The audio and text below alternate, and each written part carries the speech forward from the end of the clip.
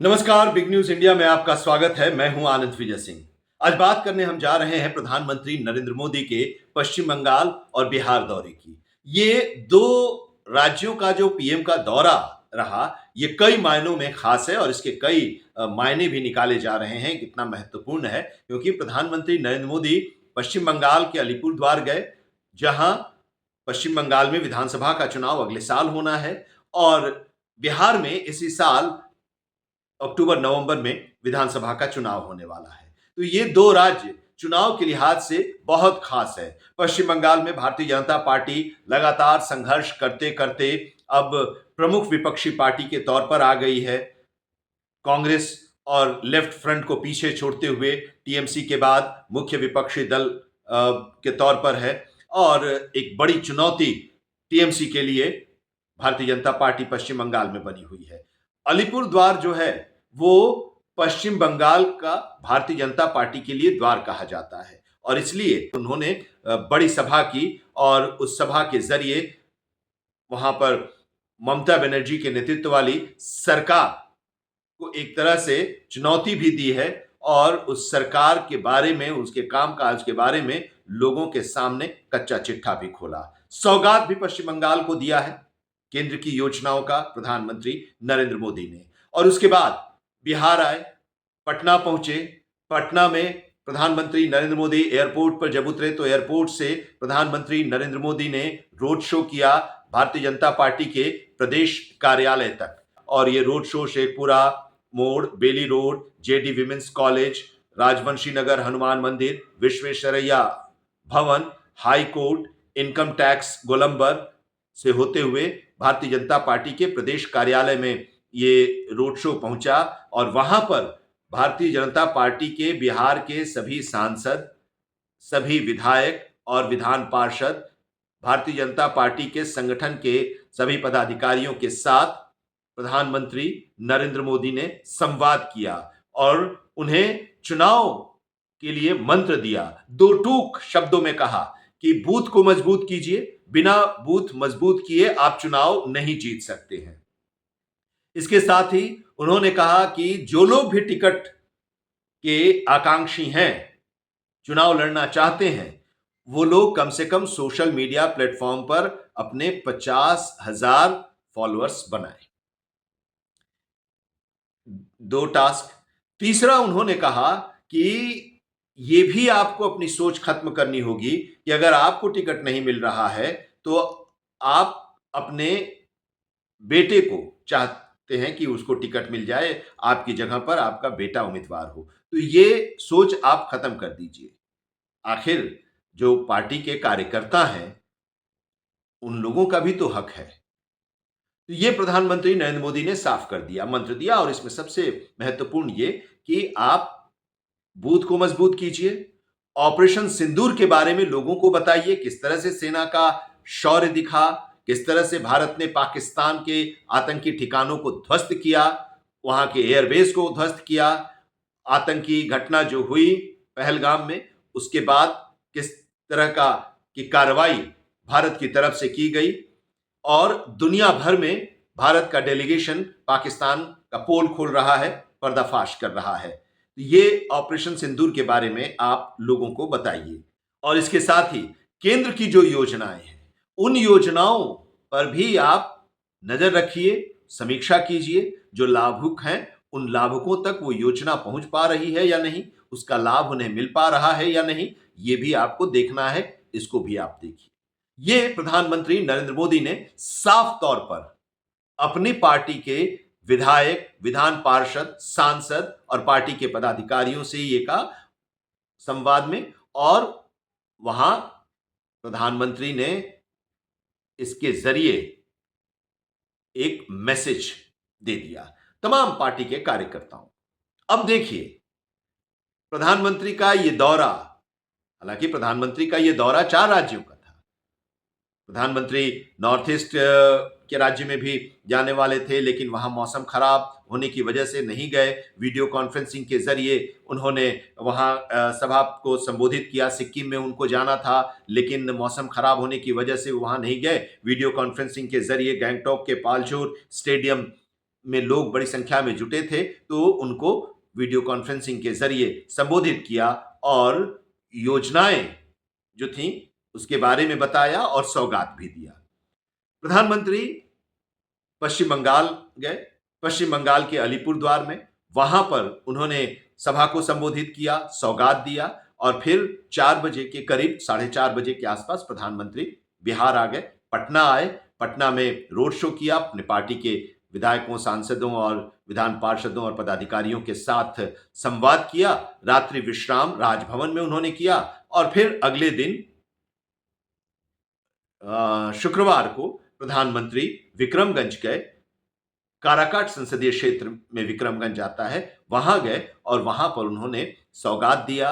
48,500 करोड़ की कई योजनाओं का लोकार्पण और शिलान्यास किया और प्रधानमंत्री ने वहां पर सभा को भी संबोधित किया और उस सभा में प्रधानमंत्री नरेंद्र मोदी ने कई बातों का जिक्र किया।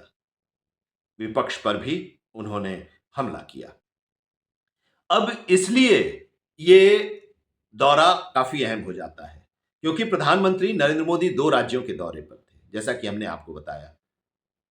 प्रधानमंत्री बिहार के दौरे के बाद वो यूपी गए, कानपुर गए। कानपुर में भी कई योजनाओं का शिलान्यास और लोकार्पण किया और वहां पर भी सभा को संबोधित किया। लेकिन पश्चिम बंगाल और बिहार का ये जो दौरा है, ये अपने आप में काफी महत्वपूर्ण है और इस दौरे के अपने मायने भी हैं। दोनों जगह जो प्रधानमंत्री गए, अलीपुरद्वार जहां पर 2019 में भारतीय जनता पार्टी ने ये सीट जीती थी, 2024 में ये सीट हार गई।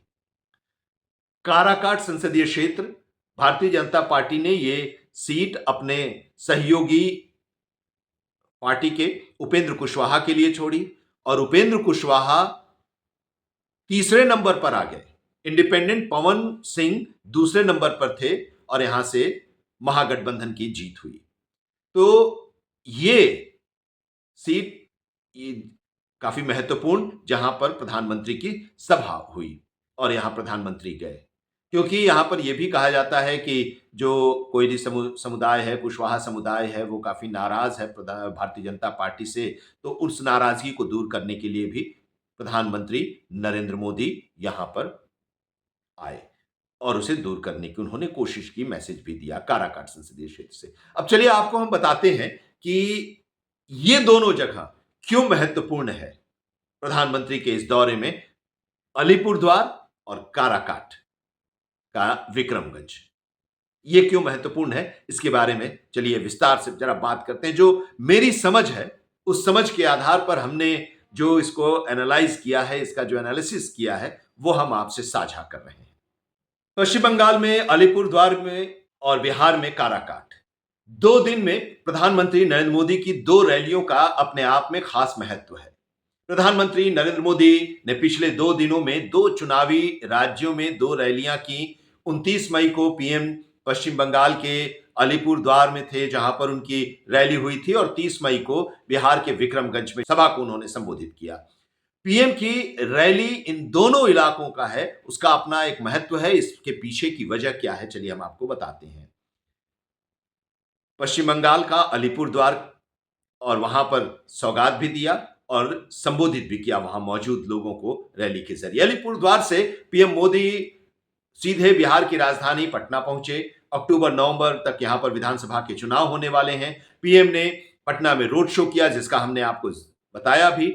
पटना में ही प्रधानमंत्री नरेंद्र मोदी ने 29 तारीख को रात्रि विश्राम किया, राजभवन में रात में रुके और फिर 30 तारीख को प्रधानमंत्री नरेंद्र मोदी रोहतास जिले के विक्रमगंज गए, वहां पर रैली की। बिहार को 48,500 करोड़ की परियोजनाओं की सौगात दी।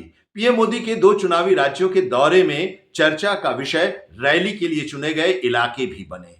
अब बात इसी को लेकर हो रही है कि बीजेपी और उसकी अगुवाई वाले राष्ट्रीय जनतांत्रिक गठबंधन यानी एनडीए के जरिए पीएम के रैली के लिए 2 दिन में चुने गए इन 2 इलाकों का अलग महत्व क्यों है, इसकी बात करने से पहले हम इन इलाकों की जरा चर्चा कर लेते हैं जहां प्रधानमंत्री गए और उनकी रैलियां हुई।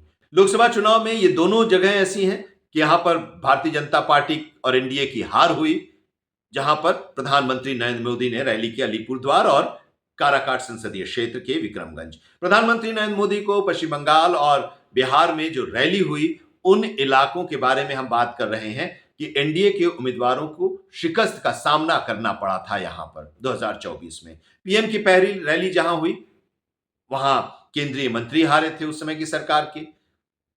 मोदी की सरकार में पूर्व मंत्री को शिकस्त मिली काराकाट से, जहां पर बिहार में वो गए थे। अलीपुरद्वार और काराकाट, ये दो जो है, ये दोनों सीटें मोदी के 2.0 की जब सरकार थी तो उस समय यानी कि 2019 में ये सीटें भारतीय जनता पार्टी के साथ थी।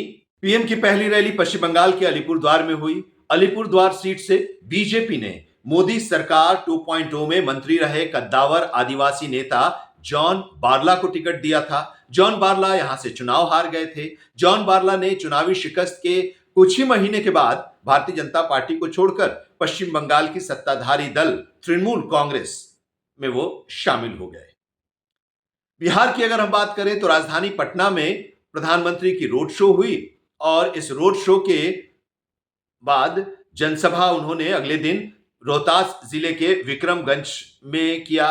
और ये जगह जो है, ये विक्रमगंज काराकाट संसदीय क्षेत्र के अंतर्गत आता है। इस सीट से 2024 के लोकसभा चुनाव में एनडीए की ओर से बीजेपी के गठबंधन में के राष्ट्रीय लोक मोर्चा यानी आरएलएम के उपेंद्र कुशवाहा चुनाव मैदान में उतरे थे। उपेंद्र कुशवाहा न सिर्फ चुनाव हार गए बल्कि निर्दलीय उम्मीदवार पवन सिंह से भी वो पीछे हो गए, तीसरे नंबर पर रहे। जिस शाहबाद इलाके में विक्रमगंज आता है, वहां उस शाहबाद इलाके के चारों सीट पर भारतीय जनता पार्टी या एनडीए हारी थी। काराकाट सीट शाहबाद के इलाके में आती है। शाहबाद, रोहतास के साथ ही कैमूर, बक्सर जिले भी आते हैं और यहां पर 4 लोकसभा सीटें आती हैं। बीजेपी और एनडीए गठबंधन का सुपड़ा यहां पर साफ हो गया। शाहबाद की जो 4 सीटें हैं, आरा, बक्सर, सासाराम और काराकाट, सभी पर महागठबंधन की जीत हुई। 2020 की विधानसभा चुनाव की बात करें तो इस शाहबाद में 22 विधानसभा सीटें आती हैं और एनडीए महज इन 22 में से 2 ही सीट पर चुनाव जीती।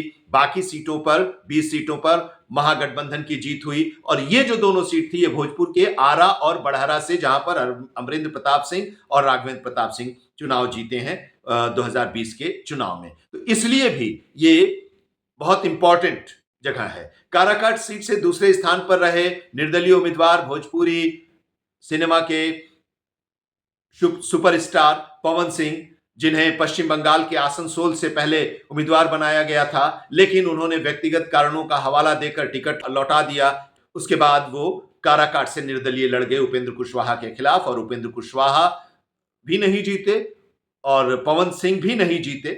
महागठबंधन की जीत हुई, लेकिन पवन सिंह सेकंड नंबर पर रहे, उपेंद्र कुशवाहा थर्ड नंबर पर आ गए।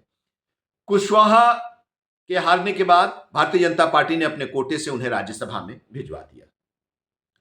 कुशवाहा वोटर्स नाराज थे भारतीय जनता पार्टी से उस चुनाव के बाद, लेकिन जब उन्हें राज्यसभा भेजा गया तो कुछ नाराजगी कम हुई है। पीएम की रैली के पीछे पिछली बार हारी बाजी पलटने की एक कवायद थी। प्रधानमंत्री नरेंद्र मोदी की रैली के बारे में बात कर रहे हैं। पश्चिम बंगाल विधानसभा का चुनाव अगले साल होने वाला है 2026 में। बिहार के चुनाव के लिए भी अभी तारीखों का ऐलान नहीं हुआ है, लेकिन ऐसे में अब सवाल उठ रहा है कि इतना पहले अलीपुरद्वार और विक्रमगंज में प्रधानमंत्री नरेंद्र मोदी की रैली के पीछे की रणनीति क्या है। दरअसल पीएम मोदी की दोनों ही रैलियां ऐसे इलाके में हुई हैं जहां बीजेपी कभी अच्छा प्रदर्शन कर चुकी थी और 2024 के लोकसभा चुनाव में उसे मात मिली थी। बिहार के शाहबाद इलाके में बीजेपी पहले मजबूत रही, लेकिन 2 चुनाव में पार्टी और गठबंधन को यहां पर शिकस्त का सामना करना पड़ा है। और इसी तरह अलीपुरद्वार जिस उत्तर बंगाल में आता है, वो पश्चिम बंगाल में पार्टी का प्रवेश द्वार रहा है। 2019 के आम चुनाव में बीजेपी ने अलीपुरद्वार सीट पर जीत दर्ज की थी और 2021 की विधानसभा चुनाव में बीजेपी मुख्य विपक्षी दल के रूप में उभरी। तो इसके पीछे भी उत्तर बंगाल की सीटों पर प्रदर्शन अच्छा था, ये एक बड़ी वजह थी। बीजेपी बिहार से लेकर बंगाल तक कमजोर कड़ियों को दुरुस्त करने और नेताओं कार्यकर्ताओं को एकजुट कर पिछली बार की हारी बाजी को आगामी चुनाव में पलटने की कवायद में बीजेपी जुटी हुई है। प्रधानमंत्री नरेंद्र मोदी के बिहार दौरे की हम बात कर रहे हैं, क्यों खास रहा, इसका क्या मायने है, हमने आपको इसके जरिए हमारा जो अपना एनालिसिस है, हमारी जो अपनी सोच है, उसके आधार पर हमने समझाने की कोशिश की है। पटना का जो जयप्रकाश नारायण अंतर्राष्ट्रीय हवाई अड्डा है, वहां पर एक नए टर्मिनल का और फिर जो एक नया एयरपोर्ट बन रहा है बिहटा में, उसकी सौगात भी दी। इसके अलावा और भी कई योजनाएं जिनका वो लोकार्पण और उन्होंने शिलान्यास किया। तो आज जो सौगात दिया विक्रमगंज में प्रधानमंत्री नरेंद्र मोदी ने 48,500 करोड़ की, उसमें सड़क से रेल लाइन तक की परियोजनाएं शामिल हैं। 249 करोड़ रुपए की लागत वाली पटना गया डोभी 4 लेन सड़क का उद्घाटन किया पीएम ने। गोपालगंज एलिवेटेड रोड का उन्होंने उद्घाटन किया। सासाराम से अनुग्रह नारायण रोड तक ऑटोमेटिक ब्लॉक सिग्नलिंग। सोननहर मोहम्मदगंज के बीच तीसरी रेल लाइन। जहानाबाद में छात्रावास और स्टाफ क्वार्टर और कजरट नवाडी से सोननहर के बीच तीसरी लाइन का लोकार्पण प्रधानमंत्री नरेंद्र मोदी ने किया और इसके साथ ही आज उन्होंने कई योजनाओं का शिलान्यास भी किया, जिनमें नवीनगर विद्युत परियोजना में फेज 2 के तहत 800 मेगावाट की 3 यूनिट, राष्ट्रीय राजमार्ग 922 पर बक्सर और भरौली के बीच गंगा नदी पर पुल, रामनगर कच्ची दरगाह NH 119 डी के निर्माण कार्य का शिलान्यास, जिसकी अनुमानित लागत 1083 करोड़ रुपए है। पटना के हार्डिंग पार्क में 5 terminal railway platform. NH 119A के पटना आरा सासाराम खंड पर 4 लेन।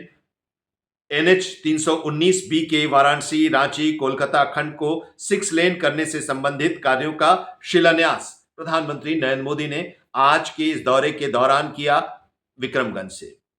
हमने आपको यह भी बताया कि विक्रमगंज को क्यों चुना प्रधानमंत्री ने। चुनावी साल है ये और यहां पर अक्टूबर नवंबर में विधानसभा का चुनाव होने वाला है और हिंदी पट्टी का एक ऐसा राज्य अकेला बिहार है जहां पर भारतीय जनता पार्टी का अभी तक कोई भी मुख्यमंत्री नहीं बन पाया।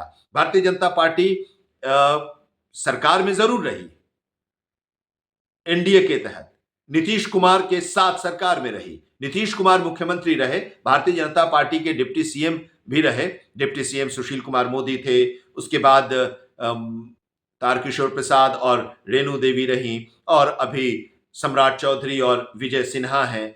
डिप्टी सीएम जरूर रहे लेकिन मुख्यमंत्री अभी तक नहीं कोई बन पाया है।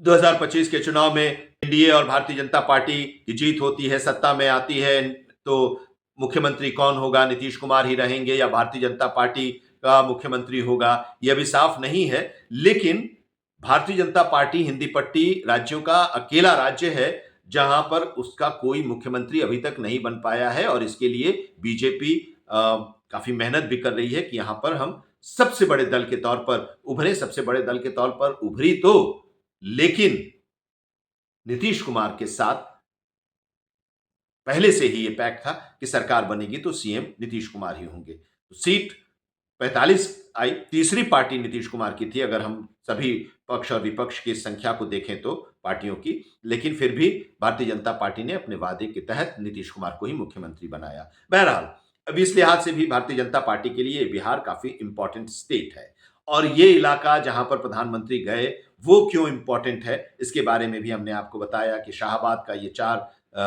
संसदीय क्षेत्र में से एक काराकाट संसदीय क्षेत्र है।